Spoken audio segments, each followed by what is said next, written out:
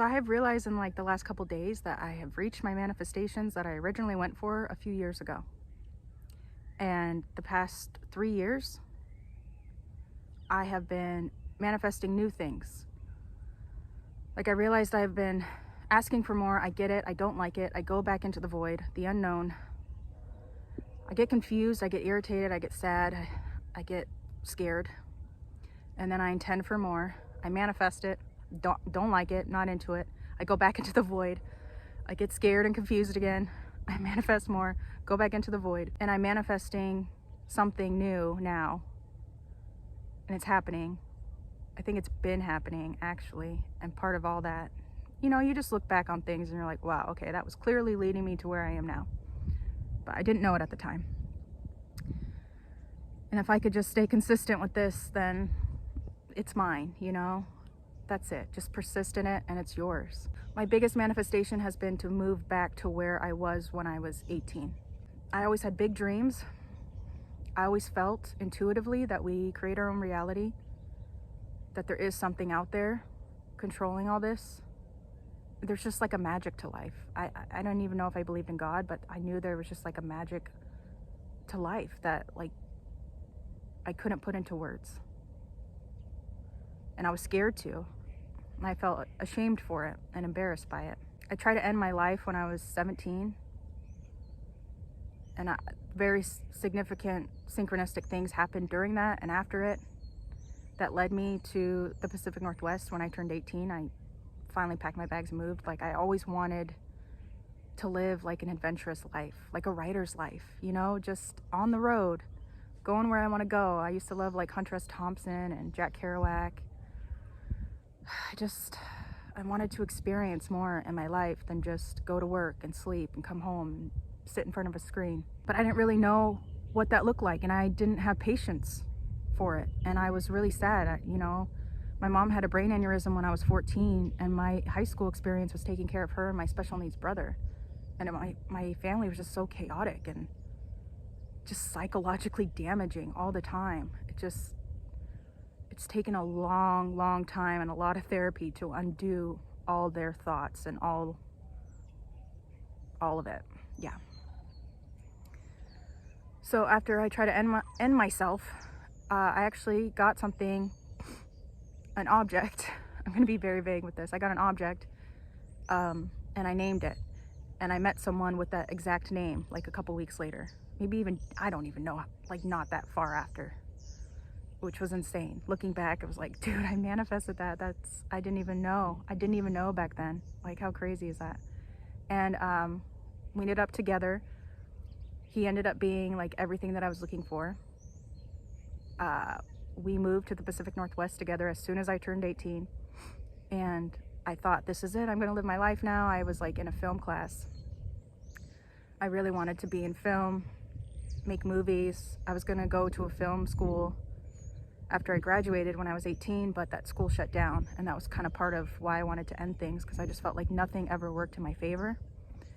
And I didn't know how to get those things without school or like a structured way of getting it, being told what to do. But at the same time, I'd never want to be told what to do with my creativity. So it was actually working in my favor, but I didn't see that at the time. Yeah, but then my mom passed away after I moved out to the Pacific Northwest. The last time I went out to see her, she passed away. She was diagnosed with cancer and passed away like 2 months after. And the last time I went to go see her, I flew back and she passed away while I was on the airplane to go see her. And I didn't know it at the time. And I felt very euphoric on the airplane. And I was always so deathly afraid of airplanes. And I was so afraid to look out the window, but I was looking out the window and the sun was setting and the clouds were orange and pink, and I just felt so euphoric and happy. I felt happy to see her even though I knew she was not in a good condition, but she passed away in that moment. I didn't know, which I was left with that memory for a reason, to keep me going, and there's something unexplainable here. There's something watching over us. She was there with me, but it took me a long time to believe it. So I ended up moving back home. I broke up with that person. I got married. I got really sick. lived a very boring life of work, coming home, watching TV, work, coming home, watching TV. And then I got really fed up with it. And because I was so physically sick too, like it woke me up more. And I just slowly started going towards my dreams again. Like I always wanted to do stand-up comedy. And then somebody introduced me to podcasts and Joe Rogan. This was back in like 2011. I was like, they were talking about open mics. There's my key right there. Okay, now I know how to do it. I'm going to go to open mics. I'm going to start writing and go to open mics. And that really changed my life because like the writing part, getting back in that, oh my God, it like lit me up all over again. And even though it didn't work out the way I wanted it to, and it was very like competitive and masculine, like I was like, I had to get healthy. I stopped drinking. I stopped smoking cigarettes. I had to get healthy, and I didn't want to be around that environment anymore. So I stopped, and I was like, I'm gonna do this a different way. I'm gonna find my own way of doing this. And yeah, there's so many synchronicities within everything I say, and I'm trying not to get sidetracked. I just started doing more creative things, and which really helped me. I didn't even discover Neville Goddard yet. Yeah, I just started doing more and more things, and then I was in therapy in a grief group. I was seeing doctors. I really don't like how the medical field is. I worked in the medical field. I was treated poorly when I tried to end myself, and that really opened my eyes to this world and like the reality of this world that we've built, at least here in America. And I'm very, very disappointed in us. Very disappointed. That's why I'm so passionate about all of this stuff. Even when like I got married, like I kept like, we're gonna move back there. We're gonna move back to the Pacific Northwest. I'm gonna get back there. But I learned in therapy that even if I moved, I would still be the person that I am, or that I was. And it wasn't working out for me at all. Like it never was working out. It was really frustrating. So once my therapist told me that, I was just like, okay, I'm just gonna work on myself and see what happens. And she was so clever the way she guided me to where I am now. And just, even in my marriage, if there was problems, she was like, just focus on yourself. That's all you can do. Just focus on yourself, relax. Because I always thought like, well, it's me. I'm the big problem. Like I'm reacting too much. I'm feeling too much. Like I'm thinking too much. But it's because I no longer fit in that role, in that reality. I wanted more. And the people I was around did not want the same things and were not willing to take action on anything, really, on anything, like to move forward. Like people don't have to have the same dreams and like the same exact things, but you do need to have kind of like the same energy in life. Like why would a very motivated, determined person be with somebody who just sat back and relaxed all the time? I think that works if you're a man and then you're with the woman who sits back and relaxes, but it's different when you're the woman and the man sitting back and relaxing. It was just very tiring. I kept taking care of other people and their needs while simultaneously trying to finally take care of mine, and it just became too heavy. It became too heavy to deal with, and I finally just woke up to it, and I had these dreams that woke me up to it. Even when I woke up to it, it was still hard to break free from it. It still took like years to break free from it. So just keep going, you guys. Keep going, no matter the circumstances. It's gonna fall in line if you persist in what your vision is. I really started to like apply the law of attraction in 2017. I was really unhealthy, but I started working at this juice bar, and things just started happening. Like I remember reading a Cher quote. She was in like the local Las Vegas magazine, and there was this quote, and she said something like, I was always scared to do it, but I wasn't ever afraid enough to not do it. And that just like clicked within me. And then I started to discover music again. And just realizing like, oh, the music is what like helped me manifest in the past and like created all these great experiences for me. And I started to manifest like concerts. Like I listened to an artist, they showed up in town. A couple weeks after I saw the Cher quote, I came into work and my coworker was like, hey, so-and-so invited me to the Cher concert for free, but I don't want to go. I don't like Cher. Do you want to go? And I knew instantly, I was like, I manifested it. Oh my God. Like that was like my first big manifestation. I was so happy. And like, yeah, I use music and like the lyrics and everything to just get in that feeling and like uplift myself to keep going. Like, I listen to really positive music and like a lot of romantic love music, but it's because like I love myself. Like, I'm singing it to myself and just the world and like into God. And then other things just back to back to back kept happening, and just people appeared out of nowhere, and like they would tell me stories of their lives and where they were from, and me just thinking like, oh, I always wanted to go there, I always wanted to travel there, and like I've been there now. Like I wasn't jealous where I didn't like that person, but like I would get so jealous that people were experiencing more than me, and I always felt left behind. And now I feel so ahead.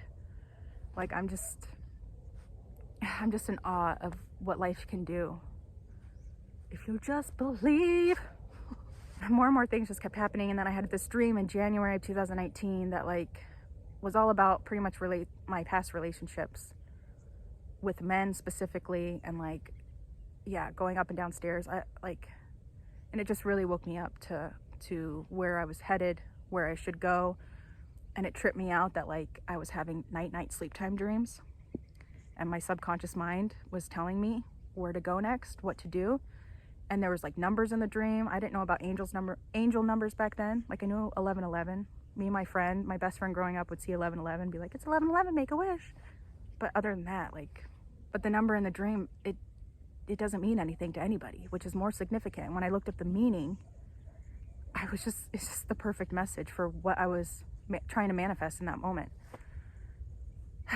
So, and I also had very profound dreams after my mom passed away. I had a couple of them. So I knew like something was going on here, and like we really do create a reality, and it really is all in the subconscious mind, and like we're being listened to all the time. And like, yeah, it's true. Like I was experiencing before what I had learned about the law of attraction. That really helped me believe it even more when I started to experience it once I knew about the law of attraction. And I started to move in that direction, and I started to move, and okay, I'm going to get divorced. I'm going to move to the Pacific Northwest. I'm going to do this. I'm going to start saving up money, and I'm going to go, and I'm going to make my dreams come true along the other things that I wanted to manifest. But that was the big one, was to get back there. And I ended up manifesting a trip to the Pacific Northwest to visit a family member, which is really significant looking back. Like they lived there forever, but just, I don't know, just everything aligned perfectly. And again, like I wasn't working at this time. Like I took time off to get my health in order, and I had no money. So again, like this is very profound that I was able to even take a trip and travel more than ever. I never got to travel. It was work, come home, watch television. And we never had money to travel. We never had money to do all the things that we wanted to do because we were living in a lack mentality. And as soon as I changed my mind, I was able to go do these things. My husband was not able to, but I was. And that confirmed to me more that we create a reality, that I do. As long as I change my belief and I persist in it, I will receive it. And I was receiving it. And I think it was also very hard for my ex-husband to witness that. And for me to say, this is about me. Like, I've done all this work. Like, I deserve this. This opportunity has come up for me. It's not aligning for you. Sorry. And it wasn't like that harsh, but so I took this trip to the Pacific Northwest to visit a family member, and my world was small before. Like I said, it was very beige and boring and bland, but I like redecorated my apartment for the first time ever. I intentionally said that it was like my health retreat. Like instead of like, I really wanted to like pay to go to like Mexico or somewhere to like go get healthy, and I just made my whole apartment that way, and just try to eat as healthy as I could, and like figure out how to take care of my physical body. And like I never knew about nutrition or would do it long enough to where it would have an impact on me, so I started doing that. And that's very important, by the way. Like what we put in our bodies affects our minds and our health and everything, our energy. So when I went to the Pacific Northwest, I also started to draw and paint again. And all the colors that I was seeing and experiencing at home in my small little world were now projected everywhere in this place that I was visiting. And I could not stop crying. Like I had a huge spiritual breakthrough the beginning of that year, and to see all that, and to like be on a plane again, and like not fear it. And I met people going there and coming back on the plane. Like I got their phone numbers and stayed in contact with them for quite a while. And like it was just awesome. Like everything was such a huge synchronicity, and my world was taking care of me the way that I kept feeding myself that thought. My world was taking care of me. It just happened. And it was just incredible. And I remember like this guy was on the street. There was like dinosaurs on this bookshelf in the middle of the street. And he just came, I was taking pictures of the dinosaur, and he just came up and started playing with them. But I already thought like, I just want to like play and make a little story. And he started to do that. And it was just like, I would think something and it would happen instantly. And like everything that I was seeing was what was in me the whole time. And I couldn't stop crying because I was just in awe, and just, and everything that happened with my mom, I was healing that at the same time. Like I got to redo it, and I knew that. And I got to go to this rose garden, and my mom wanted to be a floral designer.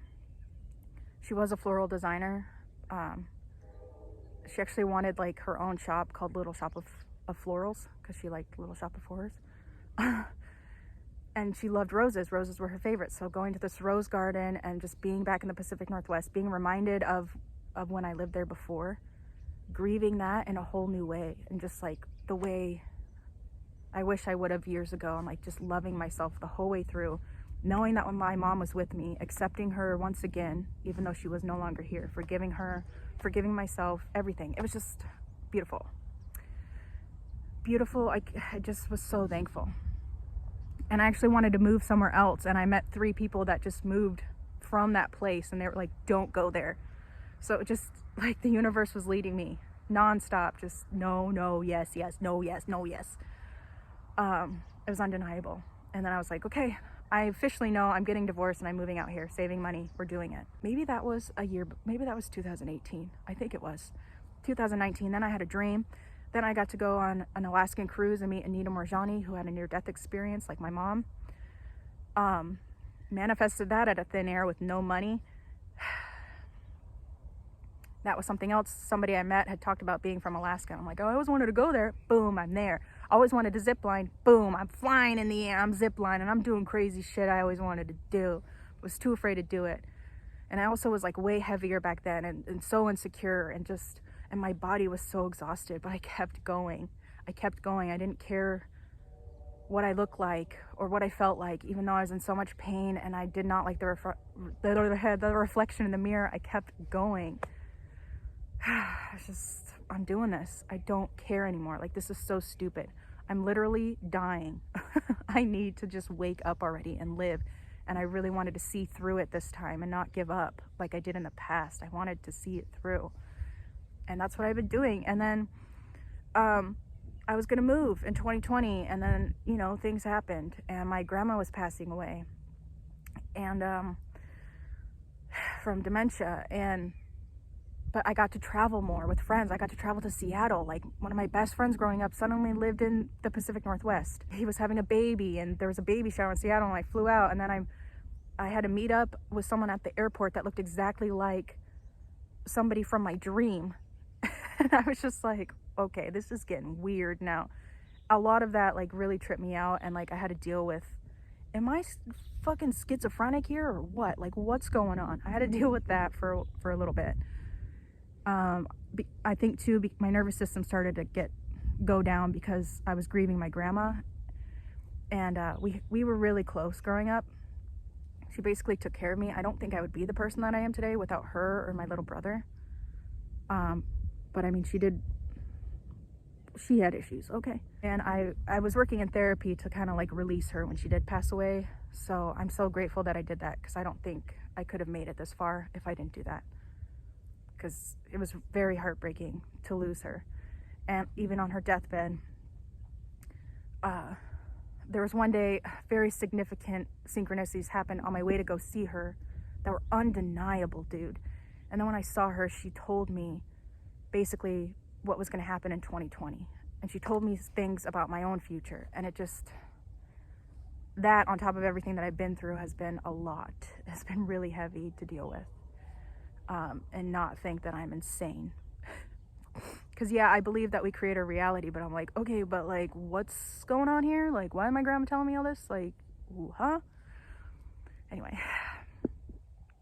But then that happened, and I lost all the money that I had been saving up because I didn't get anything from the government. I didn't get any help financially, and I struggled with that. I'm like, how come everybody else does, but they rejected me? What's going on? Which I believe now is because it was meant to just happen the way I want it to happen, just magically. I want God to bring it to me. I don't want a government to bring it to me. I had reconnected with an old friend at the end of 2019 who also had a spiritual breakthrough of her own. And I reconnected with her and her family, her kids. And when quarantine happened, I moved in with them, which living with kids really helped me. It helped strengthen my imagination and my creativity and just my thinking. And like just being playful outside with them was exactly what I needed, and not caring what anything looked like, because adults are so stupid. Like when you tell them that you're an artist or something, they're like, well, let's see, do you sell it though? Like just do it because you want to do it. And like being around these amazing kids, like they're just doing it because they want to do it. Like, yeah, I love kids and whatever. Children are the future, you know? And so that was helpful, but it was very stressful because like my friend was going through her own stuff, and it was like I was taking care of her and her whole family, and it was very exhausting. And so I moved back with my ex-husband, and then I started to work again, but like I was having a total mental breakdown with everything going on in the world, and like being crushed that like my dreams were crushed, it felt like, and not knowing where to move forward, not having money coming in. So actually got the book Reality Transurfing, and I didn't know what I was going to do because like I didn't want to go search for a job. Like I felt like trapped. I knew the money was like coming to a close, but I also did not want to be part of the 9-to-5 world anymore. Like I was so exhausted, but like I knew something had to happen. I was reading Reality Transurfing one day. I saw a bird land on my balcony, and something clicked in me that it was going to happen. And it was something about finding work, I think. And in that moment, I got a call from my old manager, and I got my job back, which is a whole story in itself. But then that happened, and I just started meeting great people, and like had to rebuild my income so I could move again. But it was like really frustrating. Like everyone just was so tense and rude, and the past people were falling apart, and like, yeah, I was just really in my energy and trying as best as I could to like be positive. I was so positive before all this stuff happened, and then everyone was just miserable and confused, and like how everyone talks about what they discovered in 2020, like I felt like I already had been going through it. And then I felt like a massive responsibility to like keep it up, to help other people, which I did, but I also didn't really have that strength to do that. But I had to do all that to realize like people, just let people fall wherever they're gonna fall. Do what you can, just be the light that you are, and let people fall how they're gonna fall. Let people see what they're gonna see and think and feel. That's on them, no matter who they are. It's just been a journey. And then February 2021, I got a call from my friend that I lived with during quarantine. She had already moved to the Pacific Northwest. She also wanted to move there. She had moved her family up there. Met this woman at the shop, offered me a job. I took it, packed up my car, and I left. But even before that, like my grandma actually passed away the last day of my job. Like she had waited for me that whole time, and finally was like, all right, you're off on your adventure, so am I. And then and then I came up here, and it's been hell. Like I said before, like it wasn't what I thought it was going to be, you know. Like I know that just moving somewhere, you're still going to have the same mindset and everything, and I improved that before I moved. But I also was going through a lot, going through a divorce and the passing of my grandma, just all these new changes, packing up a car with nothing, like living off of less. It was all a huge adjustment. And my friend still like needed so much attention all the time about her own stuff that she was going through spiritually. And this woman was going to open up space in her shop to allow more spiritual things, and we were going to do like meditation classes, and there was yoga and Reiki and all those sorts of things, and like that was the whole intention, and I was like, of going there. And I was just like, wow, my dreams are coming true, and like living a more spiritually aligned life. And like, even if I have to work, at least it's more a spiritually based type of work. And I just felt like everything was aligning, but at the same time, it wasn't like that. It was just these people who were just energy suckers. And I haven't wanted to talk about it because it just feels like I feel bad for like reducing it to that. But I'm just simplifying it, I guess, for you. It's a really long story. I feel like they're gonna watch me. I feel like they are watching me. And I don't know, it's like I don't want to give them attention, but at the same time, it is my story and it is part of my manifestations. So, and you should have thought about things before you treated people a certain way. It didn't work out with that friend. I had roommates for the first time in my life also that were like horrible, and I was saving up to move out. It was just horrible. And like one roommate got kicked out, and I just was so afraid that she was going to kick me out at any moment. Like I didn't realize you could do that. It's just a whole new world. Like I'm not used to that. Like I was married for over 10 years. Yeah, and then this other person moved in who was not a good person, not a good guy, and I felt very uncomfortable. I was also becoming like the woman I always wanted to be, and like dressing up in these nice clothes. I worked at this boutique, and like just I felt good about myself, even though I was still moving forward with creating myself, you know, like I know I'm not perfect, but I was like moving towards that and like loving myself as best as I can with all the insecurities I was facing and all the energy and attention I was getting from gross people too. It was just like, oh. And like people really treat a woman who has confidence and boundaries very differently from a woman who does not. And it's quite disappointing. But I am who I am. Can't go back now. And I won't. It's just the world just wants to shrink you all the time. The more you glow, it wants to dim your light.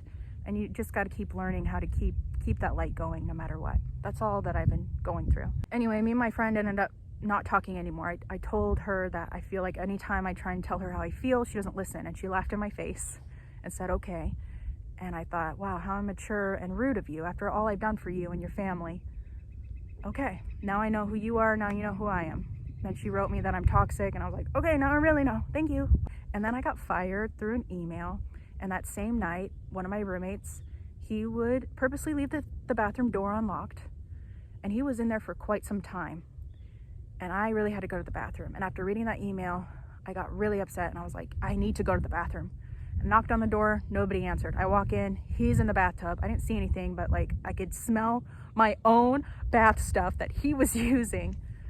This guy also was a severe alcoholic. My roommates were actually alcoholics and like taking drugs, which when things appear to be beautiful and great, most of the time they're not. Then a whole eruption happened. I remember going back to my room and just stewing over this email and what was going on and getting so angry. And I didn't leave my room once until the cops showed up. Like there was an altercation with 2 guy roommates, and it was just like insane.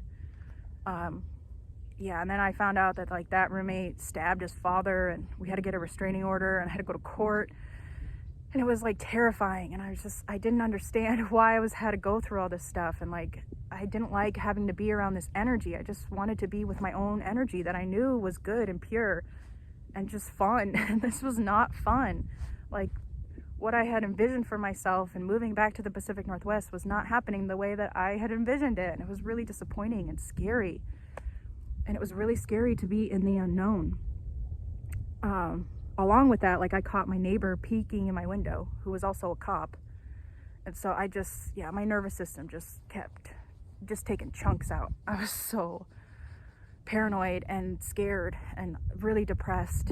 And I knew I had to keep going with it, but I didn't know how. And just losing your job, fearing for your own life and your own safety.